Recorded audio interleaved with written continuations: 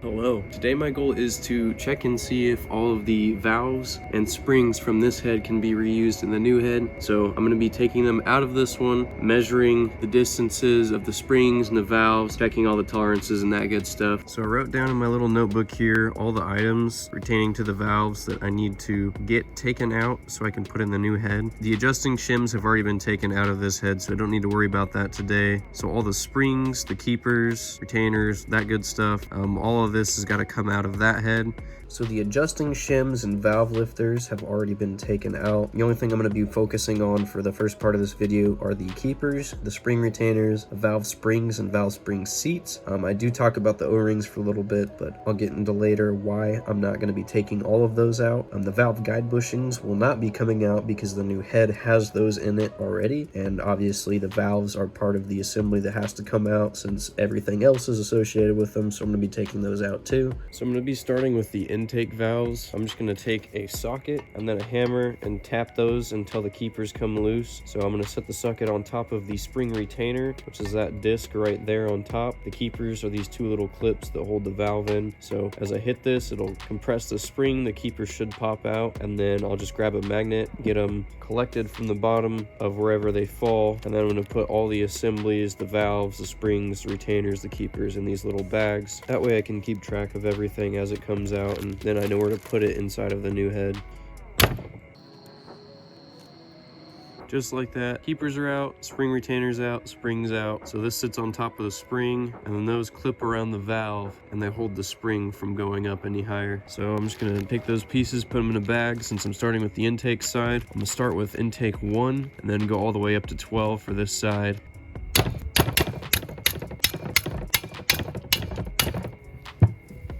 Now that all of these are out, I'm going to go ahead and flip the head on its side and then pull the valves out and put them in their respective bags as well.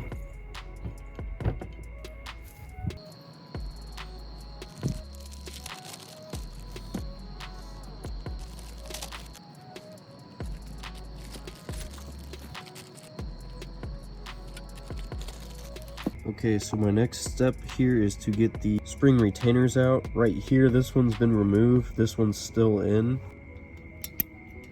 And that's what they look like right there. So I'm just gonna take the rest of those out. All those are out. But what comes next is this right here. This is a valve stem seal, and I think I'm just gonna end up replacing these. I'm gonna go ahead and take a couple of them out and see what they look like. So that's the valve stem seal from number 12 right there, I believe. It doesn't look bad, other than the damage I inflicted to it trying to get it out. There's not really an easy way to get these things out unless you have a specialty tool, so I just used a small screwdriver. Right here, I've got it on the valve. You can see that it moves pretty freely, wiggles a little bit. I don't know if it would have any issue sealing, but I've read in forums that it's pretty common for these things to fail, and it'll cause the vehicle to burn oil upon startup. So as it sits overnight, oil will get in this little gap right here where my thumb's at. It'll slide down the valve, seep through, go down all the way to the bottom of the valve, and then when you start it up, oil gets all over this. It gets in the combustion chamber, and it just blows oil out the back of the car. So I think just to be safe, I'm gonna go ahead and replace these. They make a bunch of aftermarket Viton seals, which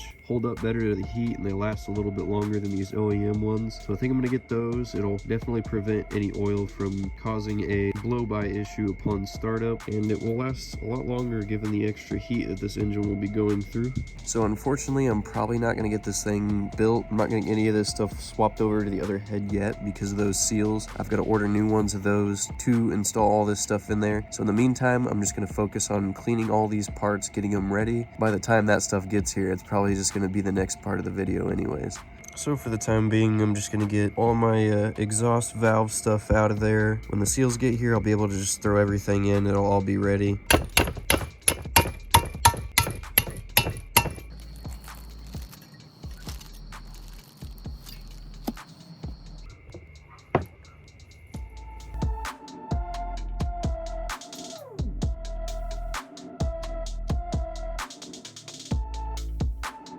Alright, so it's now the next day. While I'm waiting on my valve stem seals to show up, I'm going to be doing a couple other things in the meantime. First thing I want to do today is just, measure all the springs and the valves themselves, get all that knocked out. That way when they get here, I can just throw everything in. I know I just said first thing, but before that actually, I want to go over a couple other things. So a couple of parts arrived recently. In this box should be a couple of fittings and the heater union for the new engine head that didn't get shipped with it, but they're here now. And then that thing showed up as well as these. So these are the VVTi covers. So they're from a GE, but they're still VVTi. If I take this off of here, you can see that the shape of this is way rounder. It's just wider than this one over here. So this is necessary for VVTi because the cam cap with the oil control valve sits right here, and the back of it's very wide, so the valve covers are different to fit over that. They also sit a little bit farther back right here than the normal ones do. But yeah, those are here now, and down there are the new gaskets for those. But this thing I found online. I was just looking around at different covers and stuff, and then on Autosports Engineering's website, I found a clearance section for parts that had been messed up in production. And this one, you can see there's a bunch of swirl marks underneath the logo there, so something happened when it was being made that caused that to happen. So this was a defect to them, and instead of just throwing it away, they're like, yeah, let's sell it for a discounted price. So I got this thing for like $65, and normally these are over 100, like 150 plus. I may or may not be using this exact one here, but this is kind of what I was going for, because I wanted something I could put up here and modify to make this GE engine look a little bit more interesting, more like the GTE. And I chose this design because I much prefer the way that the non-VVTi GE cover looks with the like 3 slots in it for heat to escape. I think it just looks better than the, like, I don't know what you would call it. There's a little trench that goes all the way around on the one that's for the VVTi. The filler cap's not exactly going to be in the right spot on this because this is designed for the GTE valve covers anyways. I do have to say though, it does look like it's a very high quality part. Additionally, I'd just like to mention that when they shipped this to me, they threw in a couple of packs of gummy bears, so that was pretty funny. But theoretically, what I'm thinking is I could notch this piece and then lay it flat so it's sitting more like that all the way across, but all the way to the back of the covers there. I do also have a plastic version of one of these on the way. I'm just going to order 2 different kinds because I don't know which one's going to be easier to work with. This is billet aluminum, so it'll probably be harder to cut, but it's a much more sturdy material to work with than plastic. It's not as easy to break when you're fabricating parts and stuff like that. And I'm also thinking, like last time, once this is sitting flush on there, I could put a little filler piece in here to make these look straight all the way across. Okay, so I've got a valve and a spring here, and what I'm gonna do is I'm gonna measure the length of these things, the diameter of the rod, and then the distance from the line where my thumb's at to that top edge right there. Also gonna clean all the carbon off of these because they tend to work a lot better when there's not carbon blocking the sealing parts. So I'm gonna clean those and measure those boys. And then for the spring, I've got to measure the distance from top to bottom, and then I've also got to measure the deviation, which is how far it leans this way or that way compared to a straight 90-degree angle. And I'm probably just going to show how to do one of them on camera because I've got 24 of these things to measure 2 or 3 times depending on the measurement. So it's going to take a while, and I don't want to bore you guys with all that. So I'll just show how to do one, and then I'll skip to when I'm done with all of them. So I'm going to start by cleaning the valves. I'm going to do a little process with this that's, I would think, pretty clever. In the 2JZ engine service manual, it says to clean these things with a wire brush. I don't want to just take a wire brush to it and make deep scratches or anything like that. So first of all, I'm going to be using a brass brush. And to keep the results consistent and to minimize scratches, what I'm going to do is I'm going to put a piece of tape on the tip of this, insert it in this drill, use that clamp to keep the drill running, and then I'm going to take a brass wire brush on a Dremel and then just hit it until all the carbon's gone. That way it doesn't scratch the surface and it doesn't stay in one spot for too long. So I've got a piece of tape on the end of the valve there just to make sure that the teeth on the drill don't scratch the valve stem. Now I'm just going to take this clamp and put it around the trigger there to hold it. As soon as I turn it on, I'm going to use this guy and just go back and forth to clean off all the carbon. As soon as everything's shiny, then I no longer have a reason to run the drill, so I'll take the clamp off to save some battery.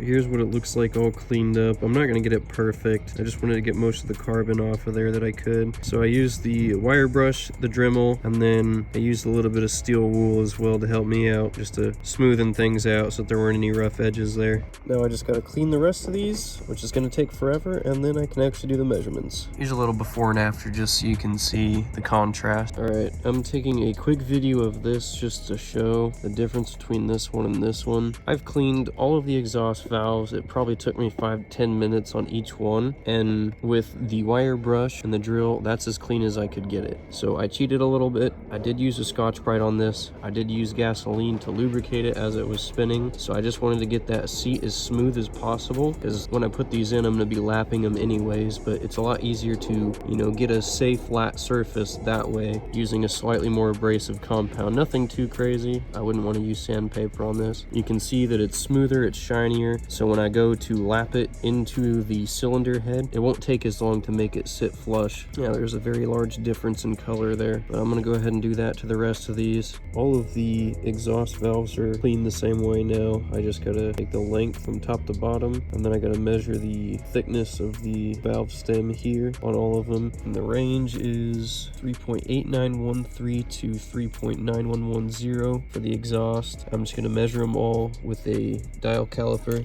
sticking them inside of there, and if they're within that range, then they're good. I don't have to worry about anything. I just got done measuring the length of all these. Very surprised to see how close they are. They were all within about 5/1000ths of 3.9. They were right in between both of these numbers, so they're perfectly fine on the exhaust valves. Now I'm going to measure the width of the valve stem on these guys, which is 0.2348 to 0.2354. So all of these were sitting at about 0.233, so it's just shy of that, but that's within 1/1000th of an inch, so like I don't think it's going to matter. 1/1000th of an inch with brand new valve stem seals will probably make no difference. In fact, it'll probably seal just fine, so I'm not going to fret that one. Those are good, both in width and length, so I'm going to move on to the intake valves. So these are going to be slightly shorter than the exhaust at 3.869 to 3.889, so you can go ahead and measure them the same way from top to bottom and see if they're any different.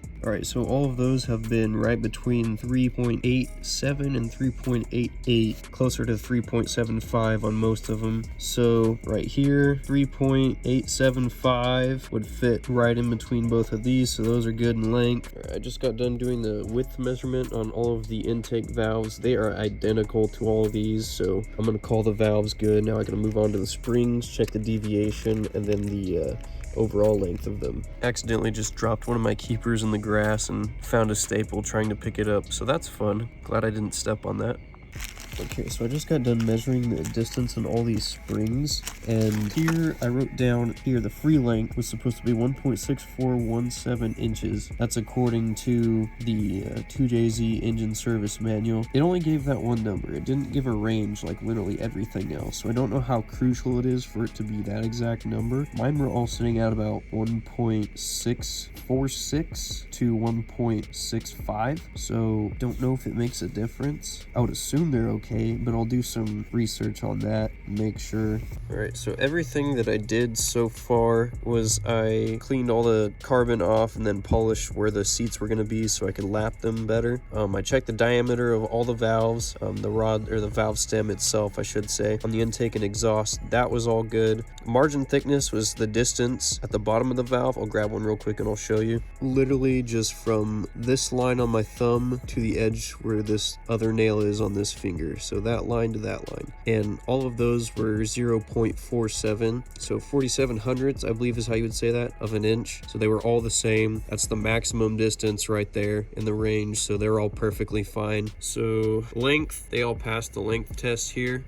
So did the valve spring measurements for the free length. And since those were 100th of an inch above or below, I'm going to wait. I'm not going to worry about the deviation today. I'm going to do some research, see if I need to order new ones of those first. first, and then I'll worry about the deviation if I don't have to order new ones. So the last thing I have to do today is measure the diameter of the lifters, so that's from side to side. This is the shim right here, so I'm not going to be touching that at all. I'm just going to be measuring the distance between side to side like so, and then if they're all in spec, I won't have to worry about these. The only thing I'll have to worry about after I get my springs sorted out, my valve stem seal sorted out, is the distance between the shim and the camshaft. All right, so I just got done measuring all the shims, or got done measuring all the lifters. The range was 1.2191 to 1.2195. On my dial caliper, it said 1.218 on the dot for every single one of them. That's within a thousandth of an inch, so I'm not going to worry about it. It could just be user error, but it's so close that I think it's negligible. Okay, so I did some looking up to see if it was really necessary to replace the valve springs. I've just gone ahead and decided it's not necessary to replace them, because the reality is that at the most they're off by that much right there. That's 1/100th of an inch right there, or actually just a little bit over, but they were more like 5/1000ths off, so that'd be more like this. So that's probably pretty close to the size of a human hair, so I don't think it's gonna matter whatsoever. I'm just gonna send it, dude. I'm gonna send it. Professional engine builders, you guys can roast me, but I do not care. While I'm out here in the garage, I'm gonna go ahead and explain something that I didn't really know about last time. So if you watched the last video, the GE head, as I was going over the differences between the GE and the GTE head, it had a little port right here. What that actually was for the EGR cooler. Now that the GE didn't have one, but there's a hole that gets drilled in here, and then this little pocket right here also gets drilled out, so there would be a little port that goes all the way back here. So there would be exhaust gas coming from the exhaust manifold there going out the back, and then there would be a little plate bolted onto the back if the engines had EGR, and then there would be a hole drilled there for it to circulate back into the intake, which neither my old motor or my old cylinder head had, nor does this one. So I'm just going to completely delete the exhaust gas recirculation system on this. And then I also talked about these things that before I didn't know what they are. I think what I said last time was that they were heat relief or something of the sort like that. What they're actually for is that if your valve cover gaskets fail and oil comes from here and down into here, it allows the oil to pool up somewhere, and then it can drain out of there. That way oil doesn't get all over the center of your spark plugs or your coil packs or whatever you've got in there. And that goes to this hole right here. You can see that it goes pretty far down in there. I can get it to focus all the way. Yeah, but it's just a long channel that goes all the way down there. Another thing I mentioned was how the edges on here were smoother, and to me it looks like someone actually took the time to grind all those rough edges out that they could, because there's scuff marks in multiple places. I don't know if it was the person who sold me the head or if it was Toyota themselves, but I'm grateful for that, because it's going to be easier for oil to fall down and recirculate in the system instead of getting caught on those little edges. I got some good news. The valve stem seals are going to arrive today, so in the meantime I'm going to take a little bit of time that I didn't do yesterday, and I'm just going to measure the deviation of the springs. I've already decided that I'm just going to reuse them at this point, so I might as well check the deviation to make sure that's okay as well. So I'm going to take them outside where I've got two squares taped together. That way I can just set a spring down right next to it right there, and then see if it's angled at all. So to check the deviation, all I've got to do is set the spring up against that, and if there's any distance between the side of the spring and that angle, then I know there's deviation. So the deviation number is allowed up to 2 millimeters or 0.079 of an inch. So that's 2 millimeters. That's insane. Like, that's a lot of deviation. So I don't think any of the springs are going to be anywhere near that far out. So I'm going to go ahead and check and see if there's any angle to these guys, but I highly doubt there will be. As I've got the spring right now, you can see that right there's a slight gap at the bottom, and up there it's touching. So I'm just going to spin it until I have the widest gap anywhere on there, which it looks like about right there. I'll get the widest gap, so you can see it's touching right here and here, but down there it has a pretty significant gap. So I'm going to take that dial caliper, put that 2 millimeter mark up to it, and see if it's wider or narrower. And if I get that outside part of the caliper right there lined up with the square, you can see that 2 millimeters is much larger than that gap. Here's an even better close-up. You see how narrow that is right there between the spring and the square, and then how wide this 2mm gap is. So as long as none of the springs exceed that, they're perfectly fine as far as the deviation goes. So I'm just gonna go ahead and do the rest, and then if I find any outliers, I'll go ahead and include that, but I highly doubt there will be any. This is the closest one I've found so far to being out. This is intake number 5. So I'm gonna see if I can get a more accurate reading somehow on that one. So I've got the dial calipers flipped over so I can get the inside measurement things in there. And they're touching the spring and the square right now. So it's still got room before it's exactly 2mm. Plus it's at an angle, so it's not entirely accurate anyways. That gap is too narrow to get this in there straight this direction at a perfect 90 degrees. I know that gap's a little bit smaller than 2mm, so that one's good. So I just finished doing the deviation on all the springs here. Everything was within tolerance. The largest one was that one that looked like it was about 1.5mm. The rest were all about half of that at most. So probably in the 0.5mm to 0.75mm. These are all good. I'm gonna go ahead and move on to the exhaust side, do all of those. And I'm assuming they're gonna be just the same. Just to be safe, I'm gonna check all of them anyways. The valve stem seals should be here later today. So once those arrive, I'll literally just need to clean these, lap the valves into the cylinder head, and then I can go ahead and assemble that and bolt it on. All right, so I just got done doing the springs on the exhaust valves, packed them up in this box here. They're all good. They're all well under 2mm of deviation. So the only thing I really got to worry about now is that when I get my valve stem seals here and I put everything together, I got to lap the valves, assemble the head, and then lastly, I got to check the distance between the shims and the camshafts. So I just got to take a feeler gauge, put it inside of the gap between this and the camshaft lobe, and see if I have to change any of those, which likely I will. It probably won't be too hard of an ordeal. I just got to take the feeler gauge, see what the gap is. If it's too little, get a bigger shim. If it's too small, get a smaller shim. Pretty simple. I think that'll kick it off for pretty much everything aside from the assembly of the engine head now. And in perfect timing, look what just arrived. Instead of putting these in now, I'm gonna make you guys wait. I think I'll just go ahead and make a video probably in the next 2 days about putting this together, the engine head. Now that these are here, everything's been checked, specs are all good. I'll go ahead and release this one now and then just assemble the engine, film that, and then put that out as a separate video. So with that being said, thank you guys for watching, like and subscribe if you enjoyed. I really hope you guys have been enjoying it. Seems like there's more viewers and more comments day by day, and I really appreciate it. So lastly, I just gotta say, make today a good day. Peace out. See you in the next one.